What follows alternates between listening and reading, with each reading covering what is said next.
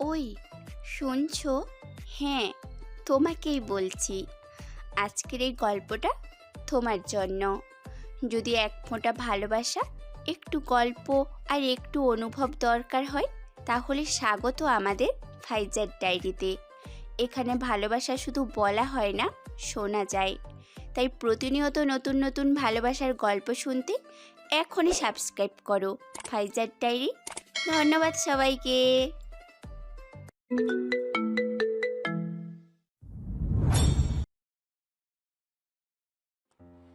I love you, love you, love you so much. এক মেয়ে বন্ধুর সাথে বাজি ধরে ভার্সিটির স্যারকে লাভ লেটার দিয়েছে। লাভ লেটার স্যারের হাতে দিয়ে স্যারের হাত থেকে ফোন নিয়ে নিজের নাম্বার সেভ করে দিয়েছে আমার বউ। এই মিস্টার, রাতে কল দিবেন, না দিলেও সমস্যা নাই, আমি দিব। বাই। স্যারকে দেওয়া সেই লাভ লেটার এখন নাকি আবার স্যারের বাবার কাছে, এবং রাতে আরাধ্যা ওই স্যারের নাম্বারে কল করে যার কাছে আবল তাবল বকেছে তাও নাকি স্যারের মা শুনেছে। এটা জানার পর আরাধ্যার অবস্থা বেগতিক হলেও বন্ধুমহল হাসিতে মেতেছে। মনে হচ্ছে বন্ধুদের পেলে এক্ষুনি চিবিয়ে খাবে। শুধুমাত্র নিজের সাহসিকতা প্রমাণ করতে এই অদম্য কাজ করা। প্রথমে ভেবেছিল ধরা পড়বে না, তাও শেষমেশ ধরা পড়ল এক বাদরের জন্য, যে কিনা নাম লিখতে বলেছিল। আরাধ্যাও পাগলের মতো নাম লিখেছে। সবকটাকে আজ জুতা খুলে পেটাবে।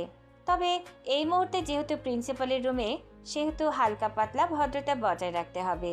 প্রিন্সিপাল আরাধ্যাকে দেখে বলল, আসেন মা জননী। তাই এই কয় মাসে কয়বার আমার রুমে আসলে? আরও স্বাভাবিকভাবে হাতে গুনে উত্তর দিল। 5 মাসে 150 বার। কথাটা শুনতেই প্রিন্সিপালের সামনে থাকা লোকটি ঘুরে তাকালো আরুর দিকে। আরু কি সুন্দর বলে দিল সে 5 মাসে 150 বার প্রিন্সিপালের রুমে এসেছে। তার মানে এই মেয়ে দৈনিক আসে প্রিন্সিপালের রুমে। সামনে থাকা লোকটিকে দেখে প্রিন্সিপাল বললেন, তুমি এনাকে চেনো? আরু লোকটার দিকে একবার তাকিয়ে মনে মনে বলল, খেয়ে দিয়ে কাজ নেই, লোক চিনতে যাব?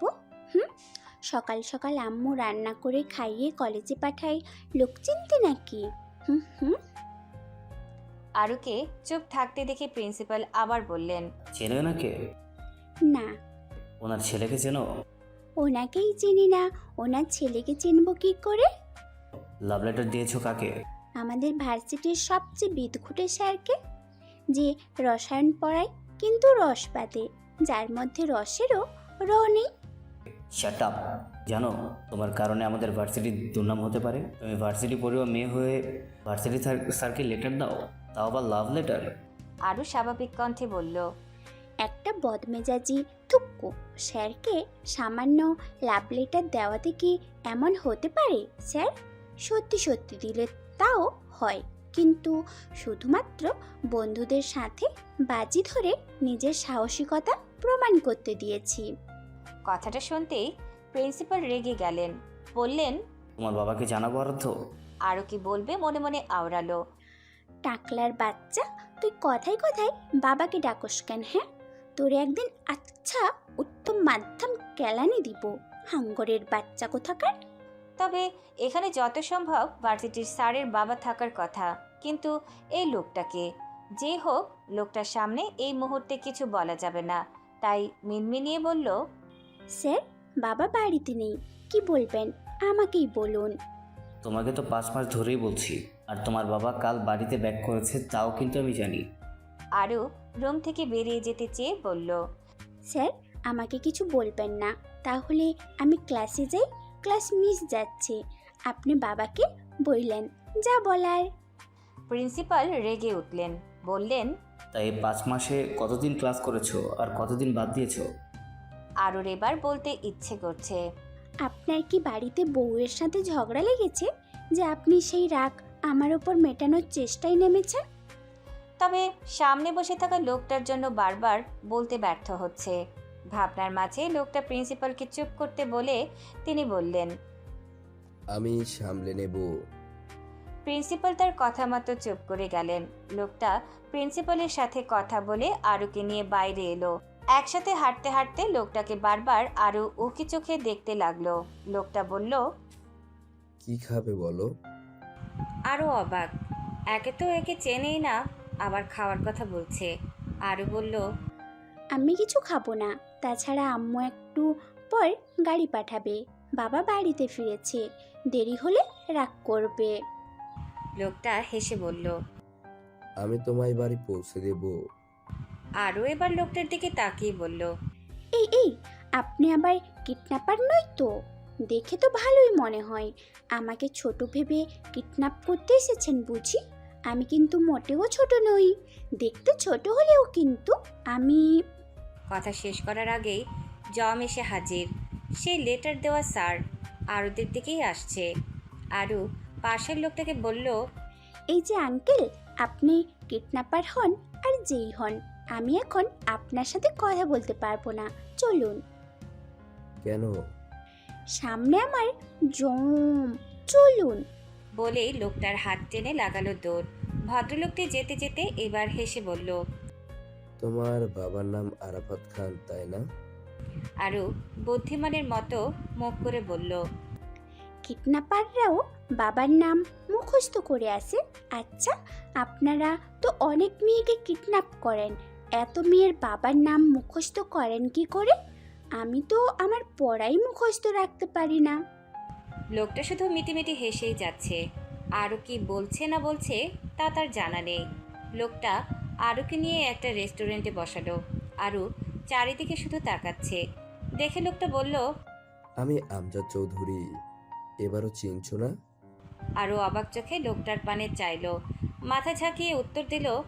হুম। লোকটা আবার বলল। আমি কে এবার বলো দেখি? আরও এবার হেসে বলল। আমজাদ আঙ্কেল। হুম। আরও নিজে জিভ কামড়ে বলল, সরি আঙ্কেল, আমি প্রথমে তোমাকে চিনতে পারিনি। কোনো সমস্যা নেই। তোমাকে সেই ছোট্ট আরও দেখেছিলাম তখন ক্লাস 3-তে পড়তে, মনে না থাকারই কথা। আরুকে চুপ করে থাকতে দেখে আমজাদ চৌধুরী বললেন, এখন তো আমাকে তুমি চেনো না, এখনো কিডন্যাপার মনে হচ্ছে? আরও কি বলবে ভেবে পাচ্ছে না। নিজের আত্মীয়কে এক দেখায় কিডন্যাপার বলা, আবার এনার সামনে প্রিন্সিপাল আরুর সব কথা বলেছেন, তাই চুপ করে রইল। ওয়েটার এসে খাবার সার্ভ করে দিয়ে গেল। এখন লাঞ্চের সময় বিধায় অনেক খাবার অর্ডার দিয়েছে আমজাদ চৌধুরী। আরও খাবে না ভেবেও আমজাদ চৌধুরীর জোরাজোরিতে খেতে লাগলো। খাওয়ার মাঝে চোখ পড়ল সামনের টেবিলে বসে থাকা নীলাদ্র চৌধুরীর দিকে। অমনি খাবার গলায় আটকানোর উপক্রম। নীল আরুর দিকেই তাকিয়ে আছে। আরুকে চুপসে ওদিকে তাকিয়ে থাকতে দেখে আমজাদ চৌধুরীও সেদিকে তাকালো। আমজাদ চৌধুরী মিটিমিটি হেসে বললেন। কি হয়েছে আম্মু? আরু মুখ কালো করে বলল, ওই যে সামনে যাকে দেখতে পারছো, ওই লোকটা একটা বিটকেল। আরও একটু জোরে বলায় নীল কথাটা শুনতে পেয়েছে। নীল আরুদের টেবিলের কাছে আসতেই আরও মুখ নিচু করে নিল। আরও কিছু না ভেবেই আমজাদ চৌধুরীর কাছে গিয়ে দাঁড়ালো। নীল চশমার ভেতরেই যেন গিলে খাচ্ছে আরুকে। নীল ধমক দেওয়া কণ্ঠে বলল, এখন ক্লাস টাইম, তুমি এখানে কেন? আরও নিজের প্রতি কনফিডেন্স আর সাহস নিয়ে আমজাদ চৌধুরীর দিকে চোখ টিপ দিয়ে বলল, আসলে স্যার, আমার শ্বশুরমশাই অনেক দিন পর দেশে ফিরেছে তো, তাই একটু খাওয়া দাওয়া করছিলাম, তাই না আব্বু? আমজাদ চৌধুরীও আরুর সাথে যোগ দিয়ে বলল, হ্যাঁ, কিন্তু এই লোকটা কে মামনি? আমাদের এসে ডিস্টার্ব করছে। আরও আমজাদ চৌধুরীর কানের কাছে মুখ নিয়ে বলল, আরে আঙ্কেল, এই সেই বিটকেল যার কথা প্রিন্সিপাল বলল, যাকে বন্ধুদের সাথে বাজি ধরে লেটার দিয়েছি। আমজাদ চৌধুরী অবাকের সুরে বলল, তুমি লাভ লেটার দিয়েছো? হুম, কেন আঙ্কেল? ততক্ষণে নীল আমজাদ চৌধুরীর দিকে প্রশ্ন ছুড়লেন। বাবা, তুমি এখানে কি করো?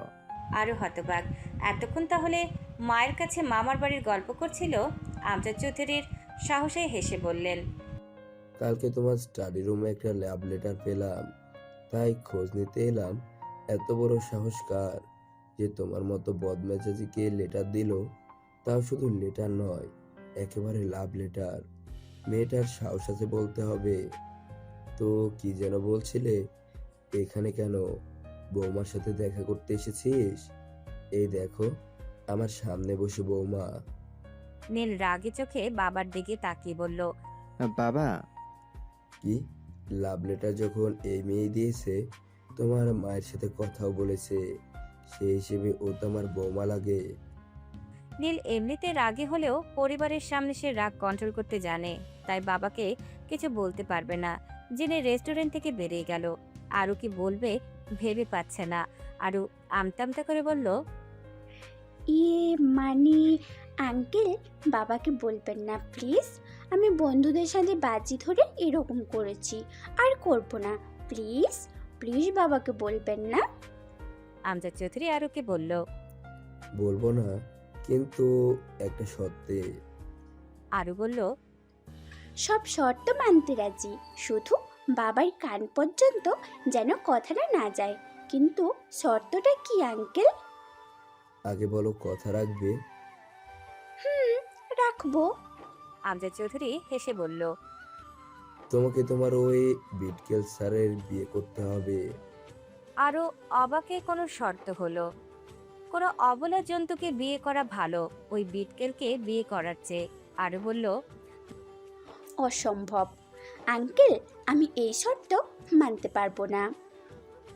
তোমার ইচ্ছে, তবে লাভ লেটার তো আমার কাছে, আর লেটার স্বচ্ছ করে তোমার নাম লেখা। আবার 5 মাসের 150 বার প্রিন্সিপালের রুমে গিয়েছো, সেটারও একটা ফুটেজ নেব।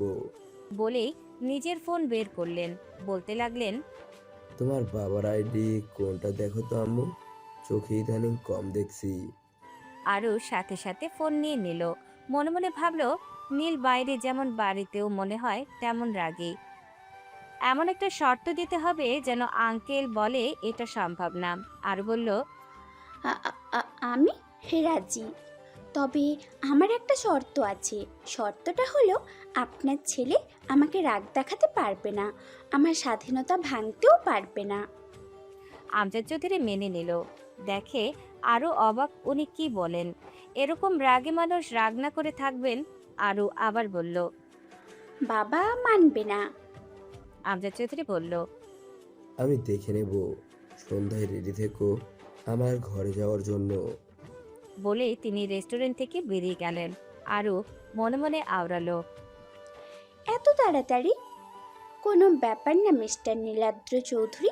এই কয় মাসে আমার জ্বালাতনে আপনি যা রাগ করেছেন আমাকে, আমি এখন থেকে আরো বেশি জ্বালাবো আপনাকে। আর আপনি আমার রাগ দেখাতে পারবেন না।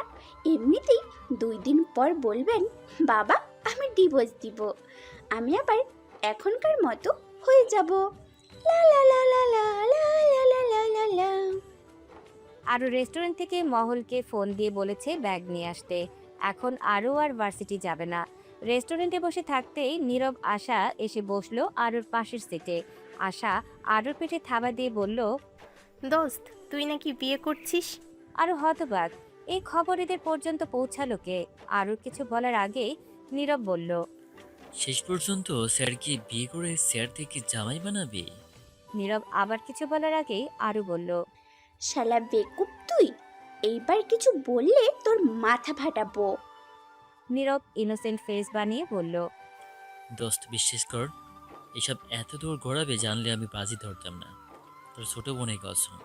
বলতে আরু নিজের জুতো খুললো। নীরবের দিকে ছোড়ার আগেই নীরব দৌড়ে রেস্টুরেন্ট থেকে বেরিয়ে ভার্সিটির দিকে দৌড় দিল। আরু নীরবের পিছু পিছু ছুটছে আর বলছে, শালা আহম্মক, তুই আগে একবার কসম কাটছিস এইসব বলে। আমার ছোট বোন নেই, আবার তুই আলতু ফালতু কসম কাটিস। তুই জানিস না কসম কাটা ঠিক না? তোকে তো আমি। দোস্ত, তোর ছোট্ট বোন নেই বলেই তোর ছোট্ট বোনের নামই কাটছি। বিশ্বাস কর, লাস্ট বার। এরপর থেকে আর এসব জিনিস মুখে নিব না। এসব জিনিস আজ থেকে আমি চিনি না। বলতেই নীরব দৌড়াতে গিয়ে মহলের সাথে বাঁধল। নীরব পড়তে পড়তে পড়ল না, তবে মহল মাটিতে গড়াগড়ি খেয়েছে। রেগে বলল, শালা, তুই গাছের সাথে বাধা খেতে পারিস না? তুই তো গাছের চেয়ে শুকনো খড়ি। গাছের একটা ডালও তোর থেকে মোটা। তোর বউ কঞ্চির চেয়েও চিকন হবে, শালা বেকুব। আমাকে সবাই শালা বলেও লাভ নাই, কারণ আমার একটা বোনও নেই। মহল মাটিতে বসে নিজের জামা ছাড়তে ছাড়তে চোখ কুচকে তাকালো নীরবের দিকে। তাকিয়ে বলল, বোন নাই তো কি, মানুষকে শালা বলতে বোন লাগে নাকি? আর আমাকে ধাক্কা দিলি তো আজকে তোকে আমি এমন শিক্ষা দিব নিজের নামও ভুলে যাবি। নীরব তাড়াতাড়ি 2 হাত তুলে আত্মসমর্পণের ভঙ্গি করলো।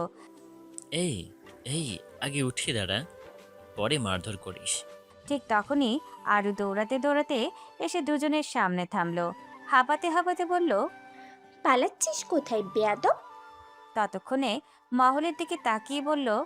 তুই আবার সিনেমা দেখাতে বসলি কেন? হুম হুম, দয়াবান কমই, সবাই ফ্রিতে সিনেমা দেখে হাসছে। মহল উঠতে উঠতে বলল। আমি কি করলাম? ওই নীরবই তো এসে আমাকে ফেলে দিল। তা নীরব তুই? মহল আজ 2 দিন পর ভার্সিটিতে এসেছে। নীরবের পিছনে জুতা নিয়ে ছোটার কারণ খুঁজে পেল না। আরুকে জিজ্ঞাসা করলো। দোস্ত তুই আবার কেমন ফ্যাশন শো দেখাচ্ছিস? মানলাম তোর পছন্দের কাজ এইটা, তাই বলে এক পায়ে জুতো আরেক পায়েটা হাতে। নীরব আরুর দিকে তাকিয়ে বলল। দোস্ত তুই আর রাগিস না, আগে তোর এই পাগলা বন্ধুটাকে সামলা। আমি তো শুধু হালকা ধাক্কা দিয়েছি, তাও ইচ্ছে করে না। দৌড়াতে গিয়ে মনে হচ্ছে যুদ্ধ শুরু করে দেবে। মহল এবার উঠে দাঁড়িয়ে আরুর দিকে তাকিয়ে বলল। তোর বন্ধুকে আমি একদম আলবস্ত করে ছাড়বো। আর মাথা নেড়ে বলল।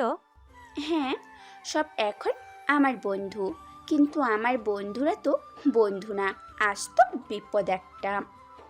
নীরব হেসে বলল। বিপদ না দোস্ত, আমি তো তোর লাভ স্টোরির হিরো, না হলে আজকে তুই স্যারকে লাভ লেটার দিতে পারতিস। আরও চোখ বড় বড় করে বলল। চুপ, আর একটা শব্দ বলবি না। চিঠি দেওয়ার সময় মহল না থাকায় মহল কৌতূহলী হয়ে জিজ্ঞেস করলো। কি লাভ লেটার? নীরব মুখে দুষ্ট হাসি এনে বলল। ওই যে আমাদের আরও ম্যাডাম সাহস দেখিয়ে স্যারকে চিঠিতে লিখেছে আই লাভ ইউ। মহল কয়েক সেকেন্ড চুপ থেকে হঠাৎ হেসে বলল। সিরিয়াসলি? নীরব মহলকে বলল। তুই আমাদের বন্ধু নামে ভাওতাবাজি, আমরা কি করি জীবনও তুই জানিস না। এই তুই থাকিস কই?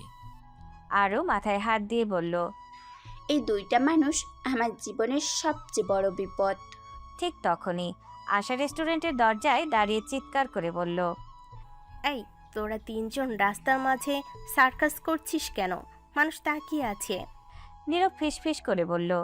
দোস্ত তোর বিয়ের খবর এখন পুরো ভার্সিটিতে ভাইরাল। আরও থমকে গেল।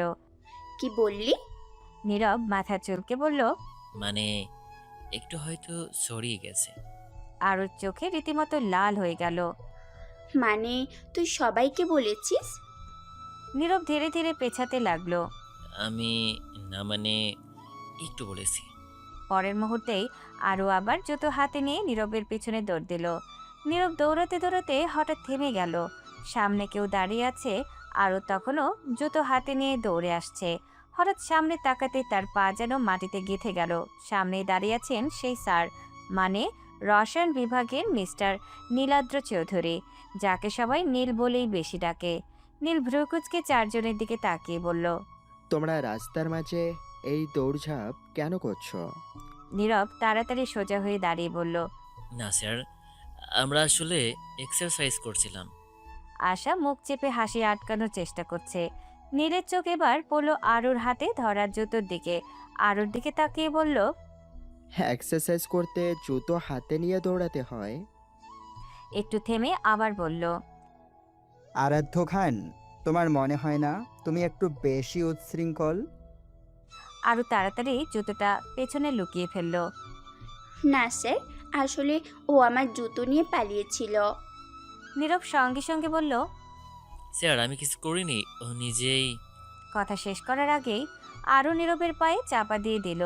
নীরব ব্যথায় আহ করে উঠতেই নীল আবার সন্দেহের চোখে তাকালো। আরুকে বলল। তোমার মতো মেয়েরা, এত বড় মেয়েদের চুপচাপ থাকাটাই বেশি মানায়। তবে তুমি অন্য টাইপের, এর জন্য কিছু বলছি না। একটা কথা মনে রাখবে, মজা করতে গিয়ে যেন কারো সম্মান নিয়ে খেলো না। আরু চুপ করে মাথা নাড়ল। এর সামনে আর বেশি কিছু করা যাবে না। নীল তার গন্তব্যে চলে গেল। নীল যেতে আরু মনে মনে বলল। কিসের বিয়ে? কার বিয়ে? যে ইচ্ছায় বিয়ে করতে চেয়েছিলাম তা ক্যান্সেল। করব না এই বিয়ে। আর রইল একে ডিভোর্স দেওয়া। আমি তোকে বিয়েই করব না, ডিভোর্স তো দূরের কথা। আরও ধীরে ধীরে হাঁটতে লাগলো। ভাবনা তা এখন বিয়ে করে জ্বালানোর না, এই বিয়ে ভাঙার। নীরব আরুকে চুপ করে থাকতে দেখে সঙ্গে সঙ্গে জিজ্ঞেস করলো, কি মনে করলাম? আরে স্যার কি বলতো? আমি তো ভাবছি বিয়ের তারিখ ঠিক তোকে জানাতে এসেছে। আরু সঙ্গে সঙ্গে বলল। দোস্ত, বিয়ে ভাঙার বুদ্ধি দে। আরু দাঁত চেপে নীরবের দিকে তাকিয়ে বলল, দোস্ত, তুই এত বড় গন্ডগোল করেছিস, এখন যদি এই বিয়ে ভাঙার কোনো আইডিয়া না দিস, তোর কপালে আজকে খারাপ কিছু আছে। নীরব একটু দূরে সরে দাঁড়িয়ে মাথা চুলকালো।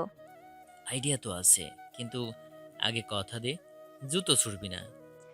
মহল পাশে দাঁড়িয়ে হাসতে হাসতে বলল। ওর কথা শুনিস না, আগে আইডিয়া বল, তারপর জুতো মারিস। আশা বিরক্ত হয়ে বলল। বল তাড়াতাড়ি। নীরব একটু নাটকীয় ভঙ্গিতে বলল, বিয়ে ভাঙতে হলে দুটো রাস্তা আছে। এক, স্যার নিজে না করে দেই। দুই, তুই পরিবার নিজেরাই ক্যান্সেল করে দেই। মহল সঙ্গে সঙ্গে বলল। প্রথমটা কঠিন। ওই স্যারকে দেখে তো মনে হয় বরফের মতো ঠান্ডা, ওর থেকে না বের করা মুশকিল। নীরব চোখ টিপে বলল। তাই তো বলছি, আমাদের দ্বিতীয়টা করতে হবে। আরু ভ্রুকুচকে বলল। মানে? নীরব একটু কাছে এসে ফিসফিস করে বলল, তোর এমন একটা কাণ্ড করতে হবে যাতে দুই পরিবারই বলে এই মেয়েকে দিয়ে বিয়ে হবে না। আশা হেসে বলল। ওটা তো সহজ, আরও তো প্রতিদিনই এমন কাণ্ড করে। আরও এবার সত্যি সত্যি জুতো তুলতেই নীরব তাড়াতাড়ি বলল। আরে থাম, আমার প্ল্যান শোন। আজকে সন্ধ্যায় না তোদের বাসায় স্যারের পরিবার যাবে। আরও একটু থেমে বলল। হ্যাঁ। নীরব চোখ চকচক করে বলল। এটাই সুযোগ। মহল আগ্রহ নিয়ে বলল। বল বল। নীরব বলল। তুই আজকে এমন আচরণ করবি যেন তুই একদম পাগল টাইপের মেয়ে। খুব জোরে কথা বলবি, আজব টাজব কথা বলবি, আর বলবি বিয়ে করে আমি স্বাধীনতা হারাতে চাই না। মহল হেসে গড়িয়ে পড়ল। হাসির কারণটা আলাদা। বিয়ে ভাঙার জন্য পাগল সাজবে, পরে দেখা যাবে বিয়ের ইচ্ছা করলেও বিয়ে হবে না। নীরবের দিকে বলল। আরও যদি এটা করে, তোর মনে হয় স্যারই পালিয়ে যাবে? তোকে তো হাদারাম এমনিতে বলি না। আরও এমনটা করলে ওর পরিবারের সম্মান কি হবে? আরও যাই করবি পরিবারের সম্মান রেখে করবি। আরও কিছুক্ষণ চুপ করে ভাবলো, তারপর ধীরে ধীরে মুখে একটা দুষ্টু হাসি ফুটে উঠল। যা, আমি কিছুই করব না, যা করার আমার পরিবার করবে।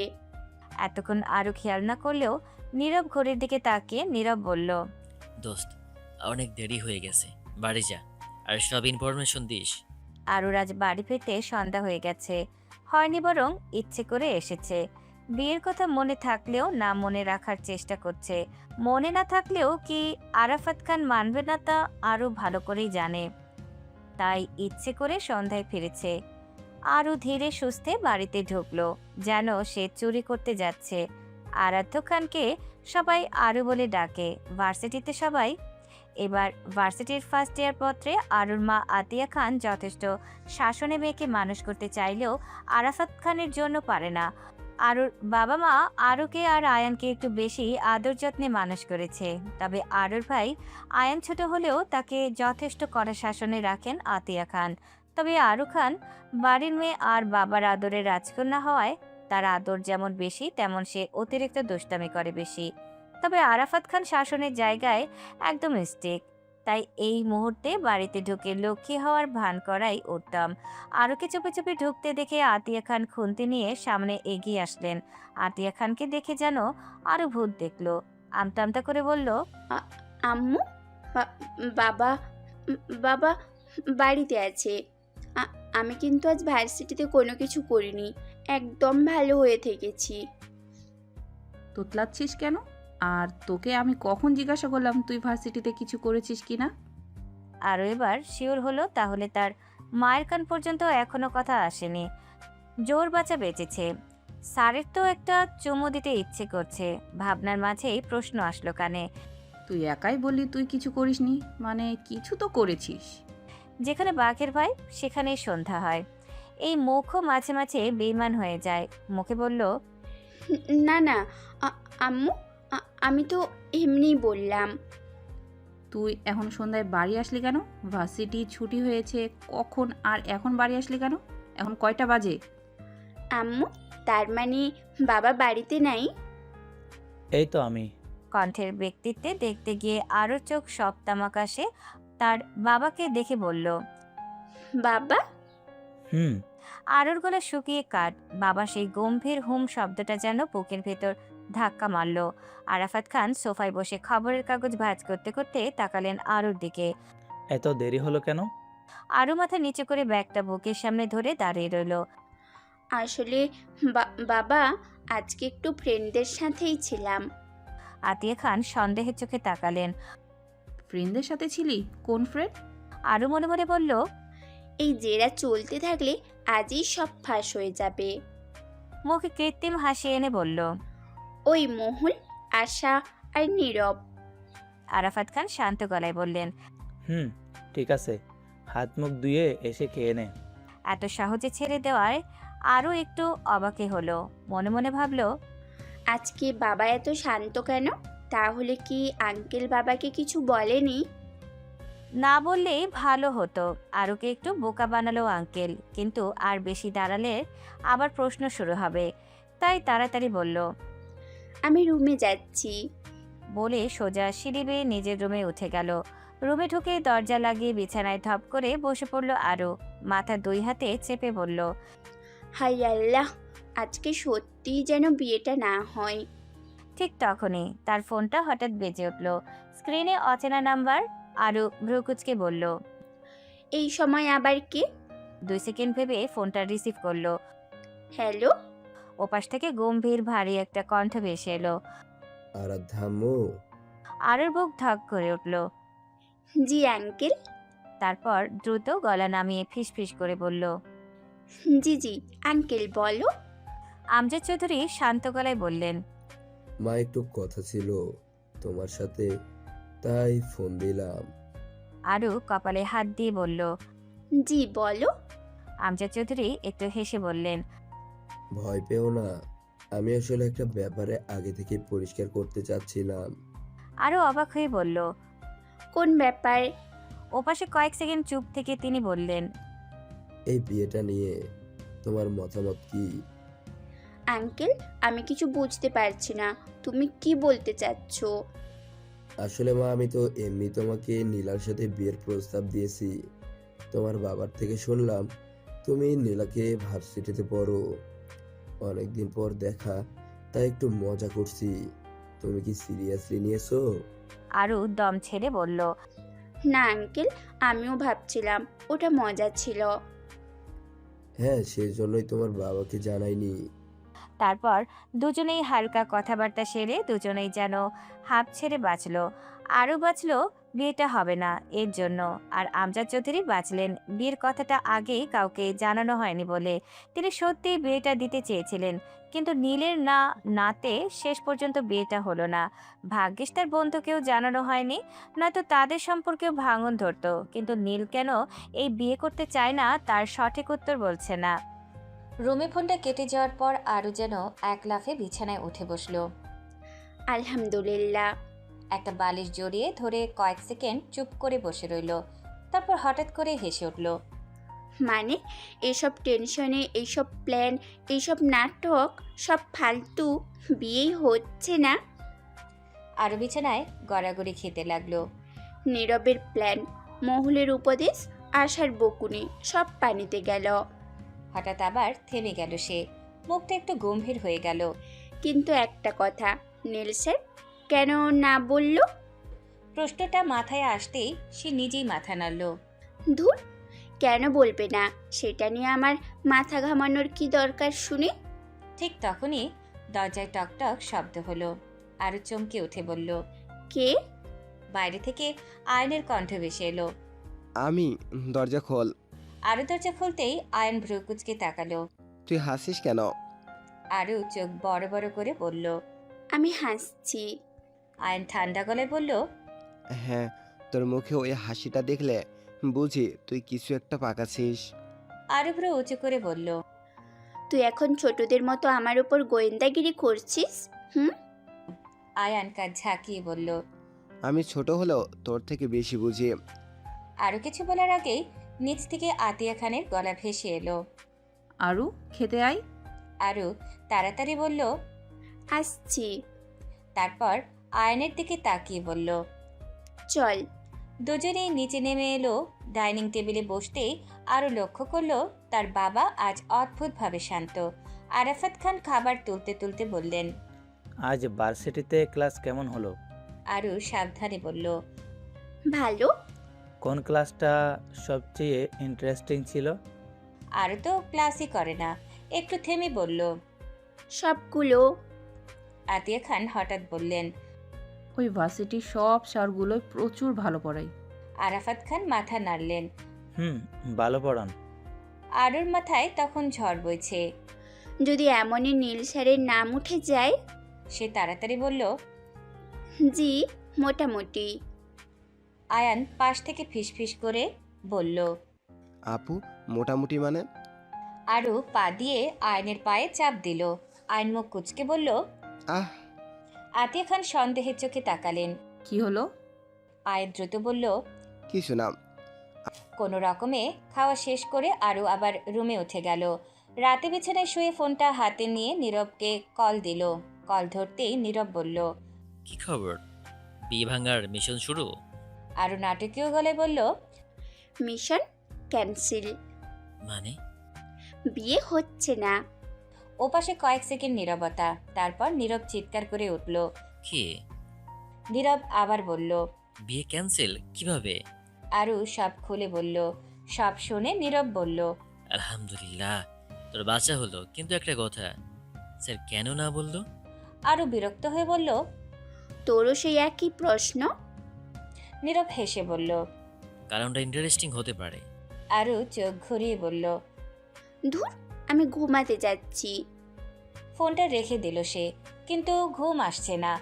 মাথায় বারবার ভেসে উঠছে একটা মুখ। নীল স্যার, লম্বা, গম্ভীর, সবসময় শান্ত। ক্লাসে খুব কম কথা বলেন, আর ছাত্রছাত্রীদের দিকে তেমন তাকানো না। আরও নিজেই ফিসফিস করে বলল। স্যারটা সত্যিই অদ্ভুত। পরের দিন সকালে ভার্সিটির করিডোরে দাঁড়িয়ে আরু, মহুল, আশা আর নীরব গল্প করছে। নীরব বলল। আজকে স্যারকে দেখলেই আমার হাসি চলে আসবে। মহুল বলল। চুপ থাক, কেউ শুনে ফেললো। ঠিক তখনই করিডোরে হালকা গুঞ্জন উঠল। স্যার আসছে। সবাই একটু সরে দাঁড়ালো। আরও অনিচ্ছা সত্ত্বেও তাকালো সামনে। নীল ধীরে ধীরে করিডোর দিয়ে হাঁটছে। সাদা শার্ট, কালো প্যান্ট, চোখে ঠান্ডা গাম্ভীর্য। হঠাৎ তার চোখ এসে থামলো আরুর ওপর। 1 সেকেন্ড, 2 সেকেন্ড পার হয়ে গেল। তারপর শান্ত গলায় নীল বলল। মিস আরাধ্য খান। আরুর বুক ধক করে উঠল। এ আবার কে বলবে? তাও বলল। জি স্যার। নীল কয়েক মুহূর্ত তাকিয়ে থেকে বলল। ক্লাসের পরে আমার সাথে একটু দেখা করবে। চারজনের মাঝে মুহূর্তেই ফিসফাস শুরু হয়ে গেল। নীরব ধীরে ধীরে বলল। দোস্ত, ঝামেলা শুরু। আরও মনে মনে বলল। হাই আল্লাহ, এখন আবার কি? ক্লাস শুরু হলো। কিছুক্ষণ পরে সবাই নিজের নিজের জায়গায় বসেছে। নীল স্যার ক্লাসে ঢুকতেই পুরো রুমটা একদম চুপ হয়ে গেল।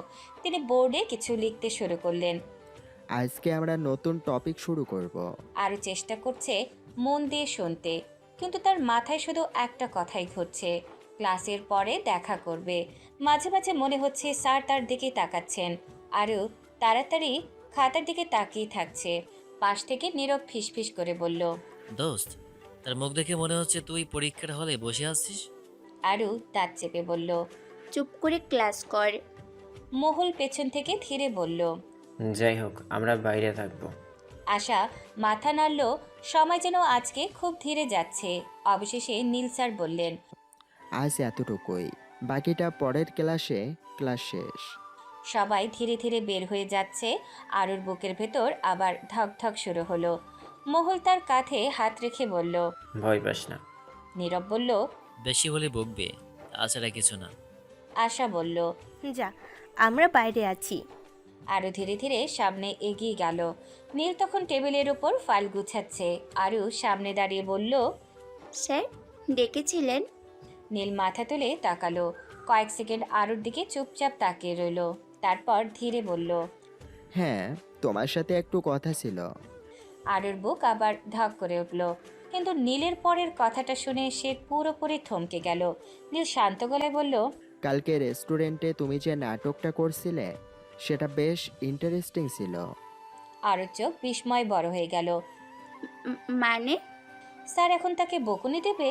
আবার পানিশমেন্ট হিসেবে ভার্সিটির মাঠে দাঁড় করিয়ে রাখবে না তো? তার মাথায় তখন একটাই কথা ঘুরছে।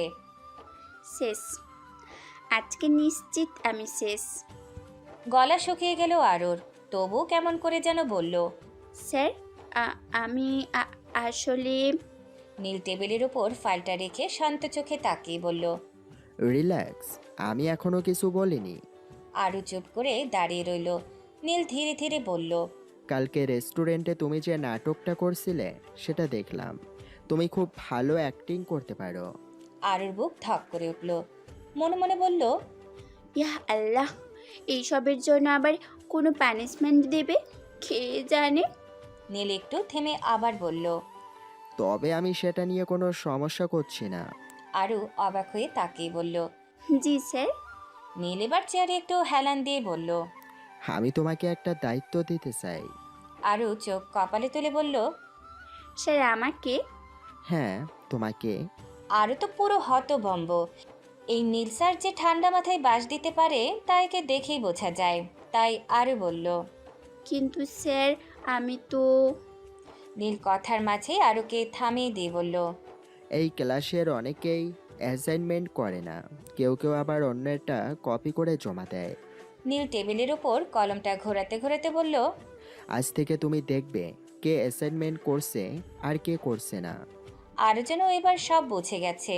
রেস্টুরেন্টের ঘটনার জন্যই তাকে পানিশমেন্ট করেছে, আর মুখে কি ভালো সাজছে। মানে আমি। স্যার আমি। নীল মাথা নাড়ল। হ্যাঁ, তুমি এত আমতা আমতা করার কি আছে? তুমি একটা লিস্ট বানাবে, প্রতি সপ্তাহে আমাকে দিবে। আরুর মাথা ঘুরে যাওয়ার মতো অবস্থা, তাই পানিশমেন্ট এড়াতে বলল। স্যার যদি কেউ কথা না শোনে? নীল এক কদম শান্ত গলায় বলল। তাহলে তাদের নাম লিখে দিব। আরুর মুখ শুকিয়ে গেল।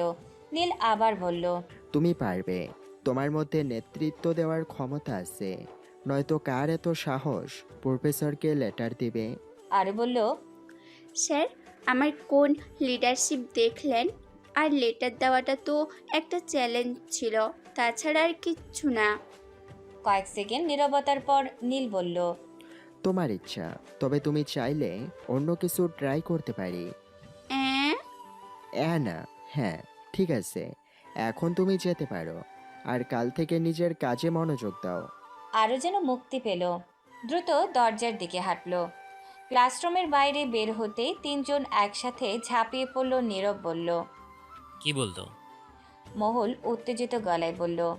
বকেছে? আশা বলল, কিছু শাস্তি দিয়েছে? আরও কপালে হাত দিয়ে বলল, শাস্তির থেকেও খারাপ। তিনজন একসাথে বলল, কি? আরও দাঁত চেপে বলল, স্যার আমাকে পুরো ক্লাসের অ্যাসাইনমেন্ট দেখার দায়িত্ব দিয়েছে। সেকেন্ড খানিক চুপ থেকে তারপর নীরব হো হো করে হেসে উঠে বলল, দোস্ত তুই তো শেষ। মহুল হাসতে হাসতে বলল, এখন সবাই তোর পিছনে লাগবে, দেখিস প্রফেসরের সাথে ক্লাসমেটরাও না তোর জ্বালানোর শোধ নেয়। আশা একটু সিরিয়াস হয়ে বলল, কিন্তু একটা কথা, স্যার তোকে বিশ্বাস করেছে, তোর কাজটা মনোযোগ দিয়ে করা উচিত।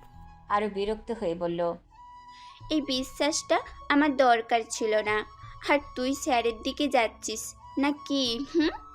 পরের দিন ক্লাস শুরুর আধ ঘন্টা আগেই আরুকে বাসা থেকে বের হতে দেখে আতিয়া খান বলল, কি রে, আজ এত সকালে যাচ্ছিস? ব্রেকফাস্ট করে যা। আর শুধু বলল, আম্মু দেরি হয়ে গেছে, এখন ব্রেকফাস্ট করব না। বলে দৌড়ে বাড়ি থেকে বেরিয়ে গেল। ভার্সিটি পৌঁছে আগে আরও একটা খাতা নিয়ে বসেছে। খাতার উপর বড় করে লিখেছে অ্যাসাইনমেন্ট লিস্ট। নীরব পাশ থেকে তাকে বলল, দোস্ত তুই সত্যি যেটা করবি?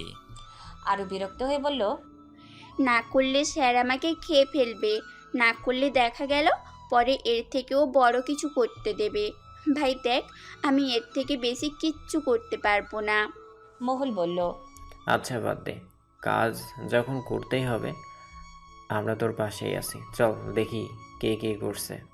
আরও দাঁড়িয়ে বলল, যারা অ্যাসাইনমেন্ট করেছো খাতা দাও। সামনের বেঞ্চ থেকে দুজন দিল, পেছন থেকে একজন বলল, কাল দেব। আরেকজন বলল। আমি তো এখনো শুরুই করিনি। আরু মাথা চুলকালো।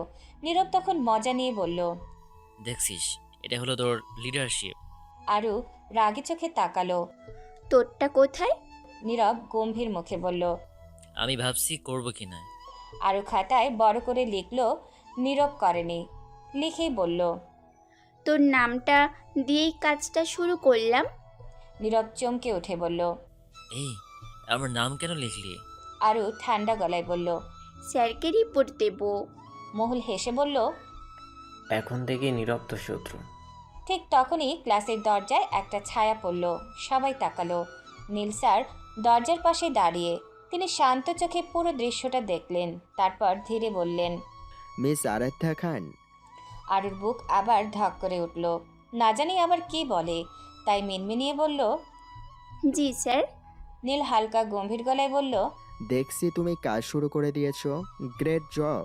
আরও অপ্রস্তুত হয়ে বলল। জি স্যার। নীল একবার পুরো ক্লাসের দিকে তাকালো, তারপর শান্তভাবে বলল। ভালো, তাহলে সবাই অ্যাসাইনমেন্ট ঠিকভাবে করবে আর আরাধ্যকে জমা দেবে। আর আরাধ্য সেগুলো ভালোভাবে দেখে শুনে আমার কাছে জমা দেবে। পুরো ক্লাস হঠাৎ চুপ। নীরব ধীরে ফিসফিস করে বলল। দোস্ত, তুই তো এখন অফিসিয়ালি আমাদের বস।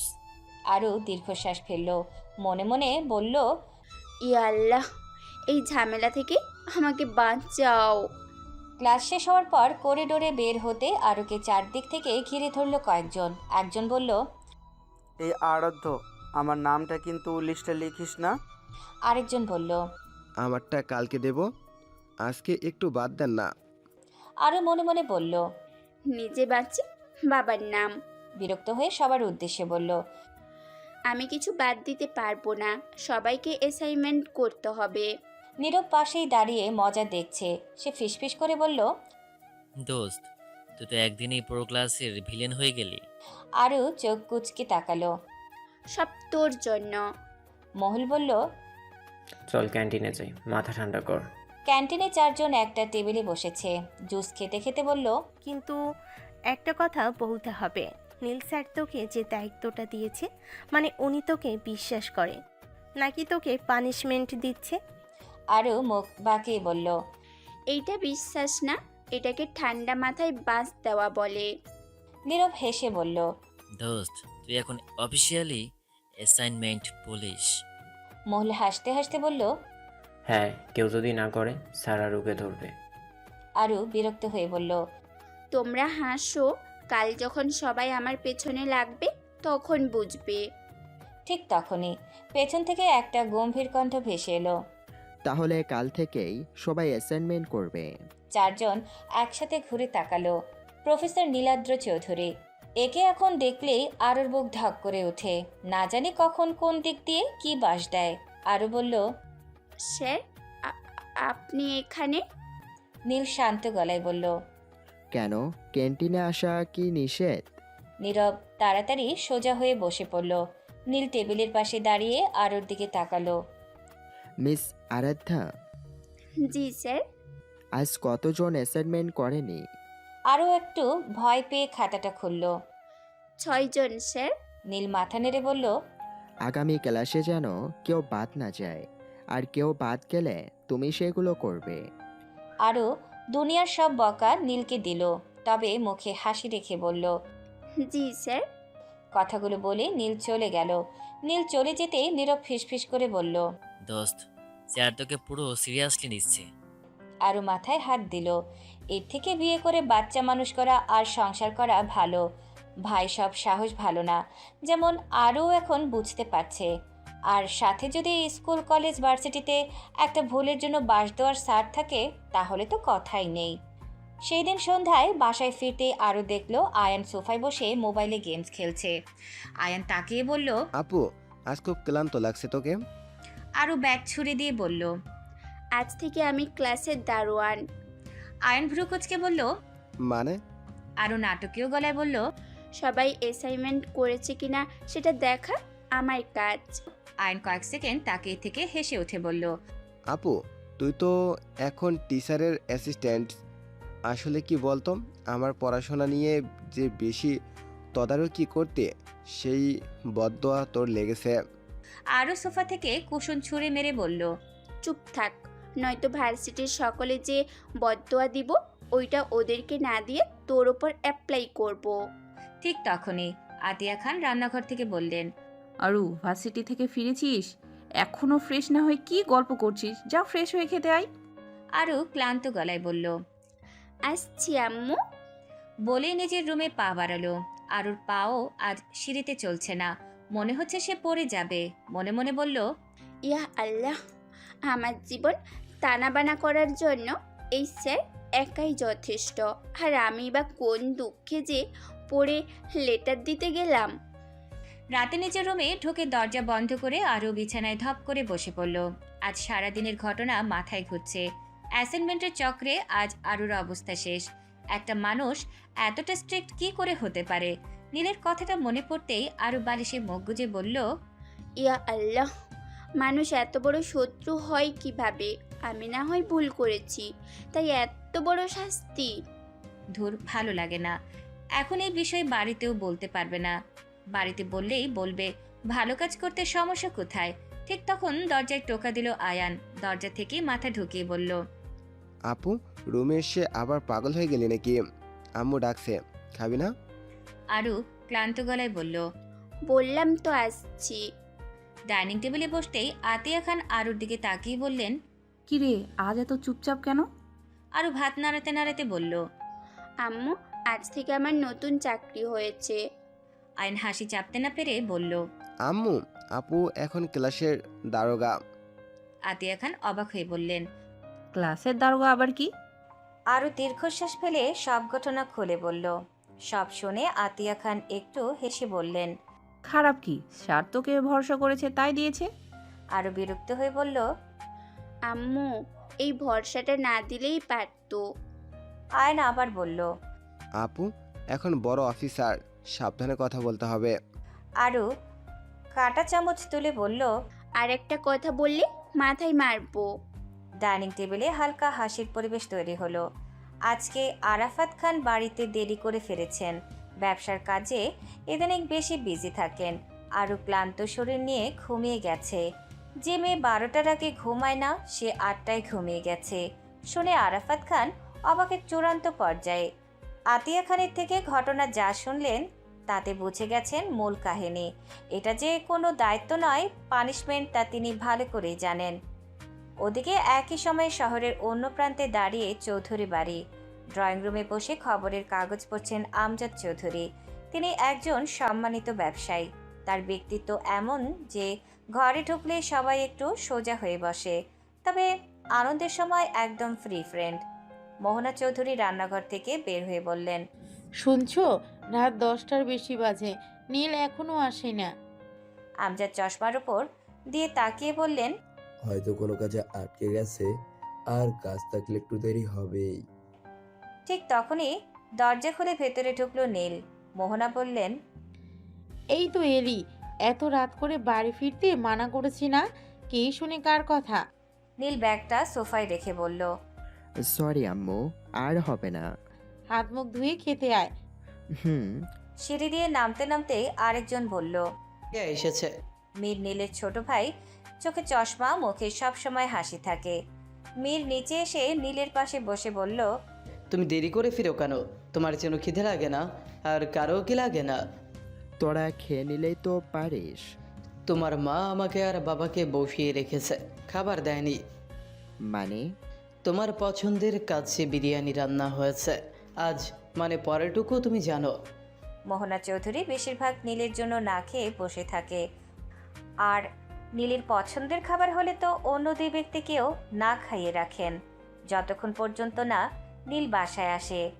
নীল নিজের রুমে যেতে লাগলো, পেছনে মীর হাঁটতে লাগলো। দেখেই বোঝা গেল নীলকে জ্বালাবে। নীল দাঁড়িয়ে পড়তেই মীর নীলের পিঠে ধাক্কা খেলো। নীল ঘুরে তাকিয়ে ভ্রু বাঁকিয়ে বলল, কি? মীর বলল, ভাইয়া, আজ আবার কাকে বকা দিলে? নীল ভ্রু তুলে বলল, আমি কাকে বকা দেই? মীর হেসে বলল, তোমার মুখটাই এমন যে বকা না দিলেও সবাই ভয় পায়। আচ্ছা, সেই ভাবির কি হলো? ভাবিকে নাকি পানিশমেন্ট দিছ? ভাবির বাবা ফোন দিয়ে বলল একটু কম পানিশমেন্ট দিতে। কোন ভাবি? কার ভাবি? আমার ভাবি, তোমার না হওয়া বউ। মীর। মীর মাথা নিচু করে বলল, সরি। কিন্তু মুখে হাসি থেকেই গেল। ডিনার টেবিলে বসতেই মোহনা বললেন, আজ ক্লাস কেমন হলো নীল? ভালো। অল্প কথাতেই ডিনার শেষ হলো। পরদিন ভার্সিটিতে আরও ক্লাসে ঢুকতে কয়েকজন তাকে দেখে ফিসফিস শুরু করলো। এই যে অ্যাসাইনমেন্ট পুলিশ। আরও দাঁত চেপে বলল, ইয়া আল্লাহ, ধৈর্য দাও ধৈর্য। নীরব এসে বলল, দোস্ত, আজ তুই বিখ্যাত, তবে বেশি স্ট্রিটস হস না, ঝামেলায় পড়বি। মহুল বলল, হ্যাঁ, পুরো ক্লাস তোর আলোচনা তোর বিপক্ষে দল হয়ে যাবে। তুই তোর কাজটা কর, কিন্তু বুঝে শুনে। তোর কালকে সিফাতের নামটা লেখা উচিত হয়নি, জানিসই তো ও কেমন, তা তুই নাম লিখলি। আশা বলল, আসলেই তোর ওর নাম লেখা উচিত হয়নি। ওর বিহেভিয়ার একদম ভালো না। তবে দোস্ত, তুই চিন্তা করিস না, আমরা আছি। নীরব বলল, এই তোরা আরোকে দুর্বল করার চেষ্টা করিস না। ও কাজটা না করলেও বিপদে পড়বে। এর থেকেও বড় কোনো পানিশমেন্ট আবার করলেও সিফাতের দল ঝামেলা করবে। সো আমরা সবাই তোর সাথে আছি। আরও চুপ করে রইল। সে নিজের ফাঁদে নিজে পা দিয়েছে, এখন এখান থেকে বেরোলে বাঁচে। ঠিক তখন ক্লাসে ঢুকলো নীল। সবাই চুপচাপ। নীল শান্ত চোখে ক্লাসের দিকে তাকালো, তারপর বলল, মিস আরাধ্য, লিস্টটা এনেছো? আরও খাতাটা এগিয়ে দিল। নীল দেখলো, তারপর বলল, ভালো কাজ। পুরো ক্লাস আবার গুঞ্জন শুরু করলো। নীরব ফিসফিস করে বলল, দোস্ত, তার পদোন্নতি হয়ে গেছে, স্যার ভালো করে কথা বলছে। দোস্ত, আর কয়দিন এভাবে কাজটা কর, তারপর আমরা স্যারকে বলে তোর পানিশমেন্ট বাদ দিয়ে দেব। আরও মনে মনে বলল, এই পদোন্নতি আমার জীবনের সর্বনাশ করবে। আমি আর কতদিন এটাতে আটকে থাকবো? এর জন্য আমি আমার স্বাধীনতা হারিয়ে ফেলেছি। আমি কিচ্ছু করতে পারছি না, কিচ্ছু না ঠিকভাবে। এই দায়িত্বের জন্য, এই দায়িত্বটা আমার জীবনের সবচেয়ে খারাপ জিনিস। সেদিন ক্লাস শেষে করিডোরে হাঁটতে হাঁটতে আশা বলল, আরও একটা কথা বলি। কি? নীল স্যার তোকে একটু আলাদাভাবেই ট্রিট করছে। আরও থমকে দাঁড়িয়ে বলল, মানে? মহুল বলল, হ্যাঁ, না মানে একটু গার্ডিয়ান। আগেও এমন ছিল, বাট তোর সাথে এতটা স্ট্রেট ছিল না। দোস্ত, তোর বাবা আবার কিছু? কথা শেষ হওয়ার আগেই নীরব মজা করে বলল, দোস্ত, কোথাও আবার তোদের প্রেমের গল্প শুরু হচ্ছে নাকি? আরও সঙ্গে সঙ্গে বলল, চুপ কর। কি শুরু করেছিস তোরা? আমি কোথাও শান্তি পাচ্ছি না। ভার্সিটিতে পানিশমেন্ট, বাড়িতে মনে হচ্ছে বাবা জেনে গেলে কি হবে। নীলাদ্র চৌধুরী আমার জীবন শেষ করার জন্য আপনি একাই যথেষ্ট। তবে এবার আমিও দেখাচ্ছি, আরাধ্যা খানও কম নয়। করিডোরে দাঁড়িয়ে থাকা আরুর চোখে মুখে রাগ স্পষ্ট। বন্ধুরা মজা করলেও তার মাথার ভেতর তখন একটাই চিন্তা, এই পানিশমেন্ট থেকে মুক্তি। নিজের মনেই বিড়বিড় করলো আরু, আমি ওকে দেখাবো। নীরব হেসে বলল, দোস্ত, আগে নিজে বাঁচ, তারপর যুদ্ধ করিস। মহুল বলল, কিন্তু সিরিয়াসলি সিফাতের গ্রুপে থেকে সাবধানে থাকিস, ওরা চুপচাপ থাকবে না। আরু ঠোঁট কামড়ে বলল, ওরা কি করবে? আমি তো কোনো ভুল করিনি। আশা একটু নিচু গলায় বলল, সবাই ঠিক কাজের জন্য ঝামেলায় পড়ে না, কিছু মানুষ ইগোর জন্য ঝামেলা করে। কথাটা শুনে আরও থেমে গেল। তার বুকের ভিতর হালকা ভয় ঢুকে গেল। মুখে সেটা প্রকাশ করলো না। ক্লাস শুরু হওয়ার আগেই হঠাৎ ক্লাসরুমে গুঞ্জন শুরু হলো। সিফাত ঢুকেছে, সাথে তার পুরো গ্রুপ। চোখে মুখে স্পষ্ট বিরক্তি। আরুকে দেখেই সিফাত হালকা হেসে বলল, এই যে আমাদের ক্লাসের দারোগা। ক্লাসে চাপা হাসি। আরও চুপ করে বসে রইল। তার আর এসব ভালো লাগছে না, বিরক্ত লাগছে। সিফাত এগিয়ে এসে ডেস্কে হাত রাখলো। আমার নামটা লিস্টে লিখেছিস কেন? আরও শান্ত গলায় বলল, কারণ তুমি অ্যাসাইনমেন্ট জমা দাওনি। দিই বা না দিই, নাম কেটে দে। সরাসরি বলল সিফাত। একদম ঠান্ডা গলায় উত্তর দিল আরও, কাটবো না। পুরো ক্লাস চুপ হয়ে আছে, যেন এক্ষুনি আগুন বসিতে হবে। সিফাত একটু ঝুঁকে বলল, নিজের ভালো চাস তো নামটা কেটে দে। আরও এবার দাঁড়িয়ে গেল। একে তো কিছু একটা দিতেই হচ্ছে। থ্রেড দিচ্ছ? না, সাবধান করছি। ঠিক তখনই দরজার কাছে একটা কড়া গলা। ক্লাসরুমে কি হচ্ছে? সবাই এক জায়গায় জড়ো হয়ে আছো কেন? সবাই তাকালো সেদিকে। নীল দাঁড়িয়ে আছে, পুরো পরিবেশ মুহূর্তে ঠান্ডা। সিফাত সোজা হয়ে দাঁড়ালো। নাথিং স্যার, এমনি সবাই মিলে আরাধ্যাকে হেল্প করছিলাম। নীল ধীরে ধীরে ভেতরে ঢুকে বলল। মিস আরাধ্যা, কোনো সমস্যা? আরু 1 সেকেন্ডের জন্য থামলো, তারপর বলল, না স্যার, সব ঠিক আছে। সেই দিন লাইব্রেরিতে বসে আরও লিস্ট আপডেট করছিল। হঠাৎ সামনে একটা চেয়ার টেনে কেউ বসলো। মাথা তুলে তাকাতেই আরও থমকে গেল। নীল চোখে সেই চিরচেনা ঠান্ডা দৃষ্টি। শান্ত গলায় প্রশ্ন করল নীল। আপডেট করছো? আরও বিরক্ত গলায় বলল, জি স্যার, আপনার দেওয়ার দায়িত্ব তো ঠিকঠাক পালন করতেই হবে। নীল একটু ভ্রু তুলে বলল। টোনটা ঠিক রাখো মিস আরাধ্যা। আরও এবার সরাসরি তাকালো। টোন তো ঠিকই আছে স্যার, কাজও ঠিক আছে। আর কিছু? নীল কিছুক্ষণ চুপ করে তাকিয়ে রইল, তারপর বলল, সিফাতের ব্যাপারটা নিয়ে কোনো সমস্যা হলে আমাকে জানাবে। আরও হালকা হেসে বলল, সমস্যা তো আপনিই তৈরি করেছেন স্যার, এখন সলিউশনও আপনিই দিবেন, তাই না? নীলের চোখে এক ঝলক অদ্ভুত কিছু খেলে গেল। রাগ নাকি অন্য কিছু? গম্ভীর গলায় বলল নীল। আমি কাউকে অন্যায়ভাবে কিছু দেই না। আরও উত্তর দিল। আর আমি অন্যায়ভাবে কিচ্ছু নেই না। দুজনের চোখাচোখি কিছু সেকেন্ড, অদ্ভুত এক টান, আবার তীব্র বিরোধ। শেষে নীল উঠে দাঁড়ালো। দেখা যাবে। নীল একটু থেমে আবার বলল, আর হ্যাঁ, কেউ যদি আমার দেওয়া দায়িত্ব পালন করতে গিয়ে সমস্যায় পড়ে, সেটা আমার দায়িত্ব হয়ে যায়। এই কথাটা বলেই আরুর দিকে একবার তাকিয়ে চলে গেল নীল। আরও তাকিয়ে রইল তার চলে যাওয়ার দিকে। তার বুকের ভেতরটা কেমন যেন অস্থির হয়ে উঠল। লোকটা এত অদ্ভুত কেন? বিরক্তিকর একটা জীব। রাতে রুমে বসে আরও ছাদের দিকে তাকিয়ে আছে। আজকের দিনটা মাথায় ঘুরছে। সিফাতের হুমকি, নীলের আচরণ, বন্ধুদের কথা, আর ড্রয়িং রুম থেকে আতিয়া খানের রাগ তো আছেই। তিনি বেশ বিরক্ত এই কয়দিনের আরুর প্রতি। এত বড় মেয়ে এখনো বলে বলে সব করাতে হবে কেন, ইত্যাদি অভিযোগ। সব মিলিয়ে অদ্ভুত এক ঝামেলা আরুর জীবনে। হঠাৎ আরাফাত খান আরুর রুমে এলো। এসেই আরুর মাথায় হাত রাখলো। আরও ভাবনার মাঝে থাকার কারণে হঠাৎ হকচকিয়ে গেল। আরাফাত খান শুধালেন, কি হয়েছে আম্মু? ইদানিং মন খারাপ করে থাকো কেন? কিচ্ছু না বাবা, এমনি ভালো লাগছে না। রাতের খাবার খাবে না? চলো খেতে চলো। বাবা, খেতে ইচ্ছে করছে না, তুমি গিয়ে খেয়ে নাও। আরাফাত খান আদরে হাতে মেয়ের মাথায় বুলিয়ে দিয়ে বলল, মন খারাপ করে না আম্মু, তোমার আম্মুর কথাই কষ্ট পেয়েছো?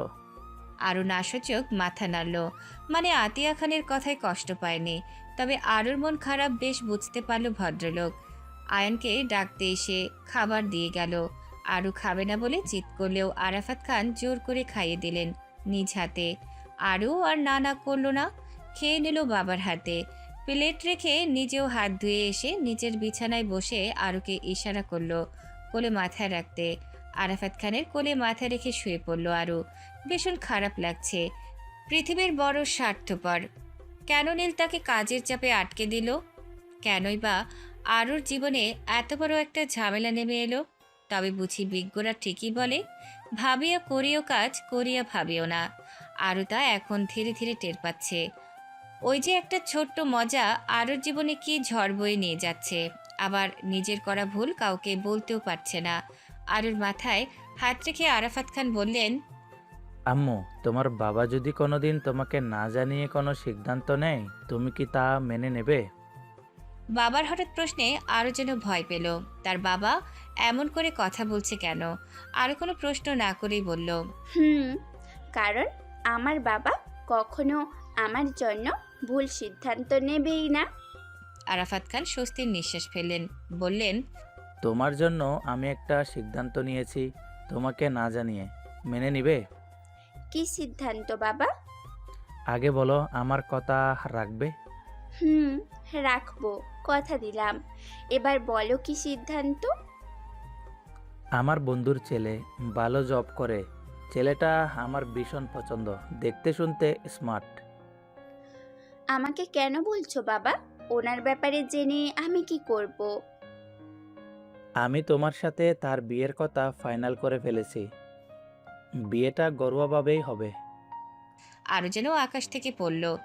বিয়ে? আবার কোন ঝামেলা শুরু হবে আরুর জীবনে? আরু না করতেই যাবে, অমনি আরাফাত খান বলল, কথা দিয়েছ আরু, কথার খেলাফ করো না। তুমি রাজি হলে আমার সম্মানও রক্ষা হবে। আমি কথা দিয়ে ফেলেছি, রাজি হয়ে যাও প্লিজ। আরও একটু ভেবে নিল। কি ভেবে মনে মনে বলল, রাজি হওয়াই উত্তম। অত্যন্ত নীলাদ্র চৌধুরী আর ভার্সিটির প্যারা সব থেকে বাঁচা যাবে। আরু বাবার হাতে নিজের হাত নিয়ে বলল, তোমার কোনো সিদ্ধান্ত আজ পর্যন্ত না করেছি? করিনি তো, তাহলে আজও করব না। তুমি যা ভালো মনে করো আমি তাই করব। আরাফাত খান আরও কিছুক্ষণ আরুর রুমে থেকে চলে গেলেন। তিনি যেতেই আরু বলল, এবার আমার ছুটি নীলাদ্র চৌধুরী। না আমাকে দিয়ে কোনো কাজ করাতে পারবেন, আর না আমাকে আপনার জ্বালা সহ্য করতে হবে। এবার তো শুধু আমি জ্বালাবো কোনো এক আঙ্কেলের ছেলেকে। আজকে আরু ভার্সিটি থেকে ফিরেছে প্রায় সন্ধ্যার দিকে। যদিও সব ব্যাপারে উদাসীনতা আরুর আগে থেকেই, আর বিয়ে এ ব্যাপারে তো কোনো মনোযোগী নেই। বাড়িতে আসতেই তার মায়ের বকুনি খেতে হলো। অজ্ঞতায় ড্রয়িং রুমে তাকাতেই দেখলো তার বাবা একটা ভদ্রলোকের সাথে কথা বলছে। পাশে নীল আর আমজাদ চৌধুরী আর একটা 15 বছর বয়সী ছেলে বসে আছে। ছেলেটি আরুকে দেখে বলল, এটাই তো মনে হয় ভাবি। বাবা দেখো, ভাবি চলে এসেছে। আমজাদ চৌধুরী হেসে বললেন, বলেছিলাম রেডি থেকো, যে কোনো সময়। বলেই থেমে গেলেন তিনি। আবার বললেন, আর এখন বাড়ি ফিরছো? আরও কিছু না বলে বাবার দিকে তাকিয়ে আছে। সত্যি তার বাবা তাকে বিয়ে দেবে, কিন্তু কাল আরও রাজি হলেও আজকে রাজি নয়। সে তো এর হাত থেকে বাঁচতেই বিয়ে করবে। আর এখন বরের বেশে না হলেও আরও নিশ্চিত নীলাদ্র চৌধুরী এখানে বর। তওবা তওবা করতে লাগলো আরও। তা দেখে আরাফাত খান বললেন, এভাবে তাকিয়ে আছো কেন? বাবা তুমি সত্যি? আমি কি সত্যি? আমি কালকে তোমাকে বললাম না সবটা? ও একটা কথা, ও নীলাদ্র চৌধুরী আমার বন্ধুর ছেলে, ভালো ছেলে আর ভালো প্রফেসরও। আজকে তোমাদের বিয়ে। তা তো তোমাদের বিয়ে, তোমার আঙ্কেল চাই বিয়েটা এভাবেই হোক। তাই কোনো ফ্রেন্ডস বা রিলেটিভকে ইনভাইট করা হয়নি। জানি। জানো? তাহলে এত দেরি কেন?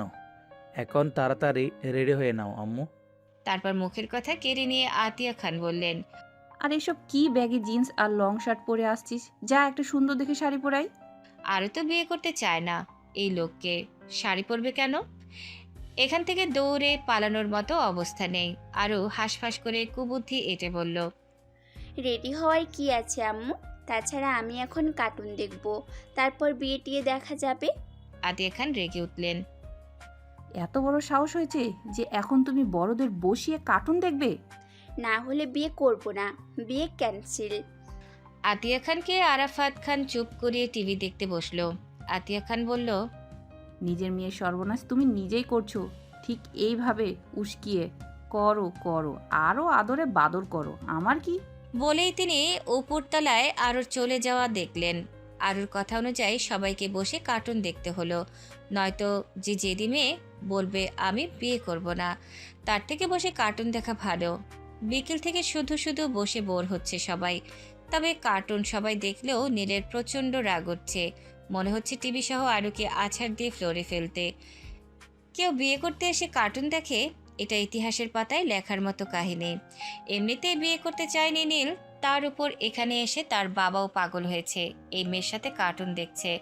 আরও তো এখানেও ফেসে গেল।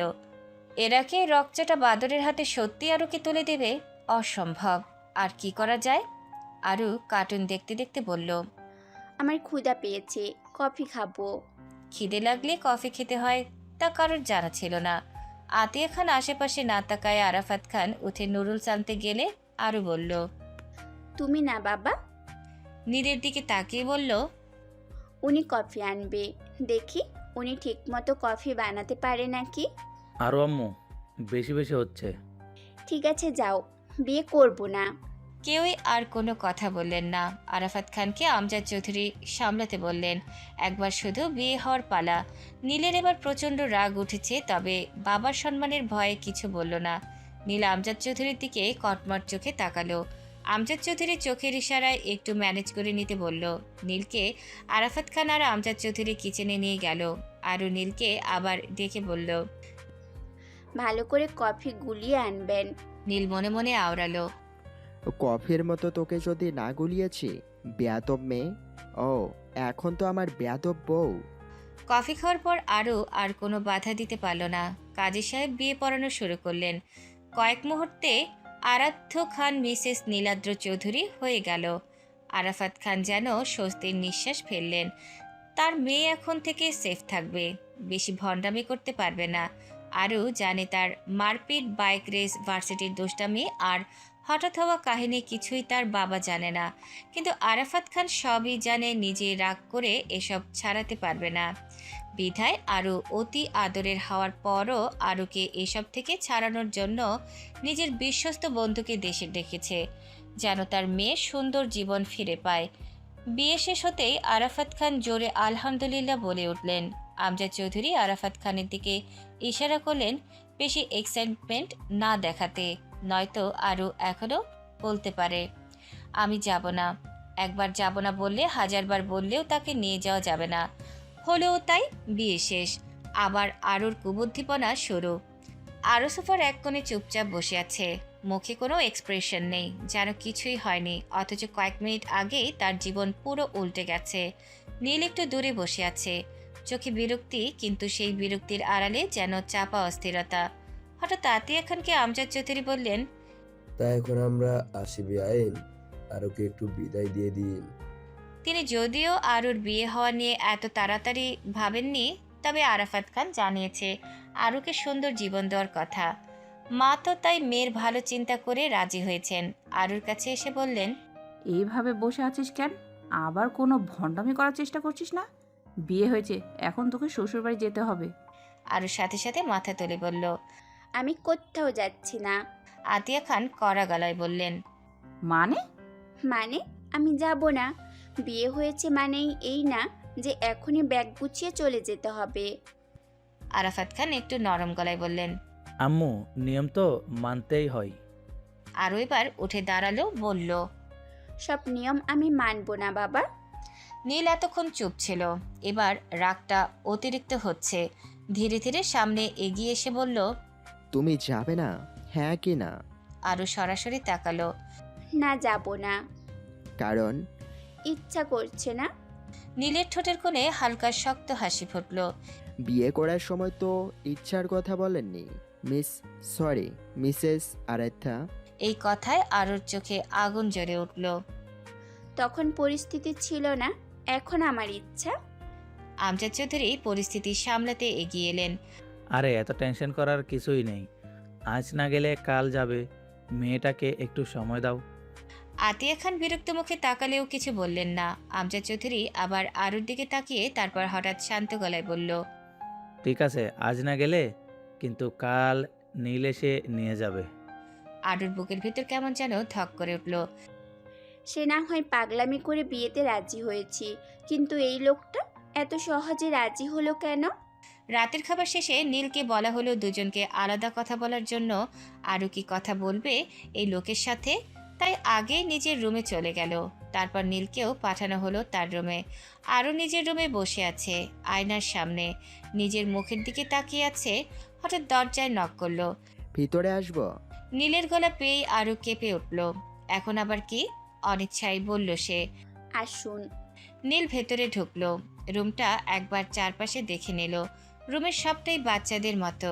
বলল নীল, শেষবারের মতো কথা বলতে এসেছি।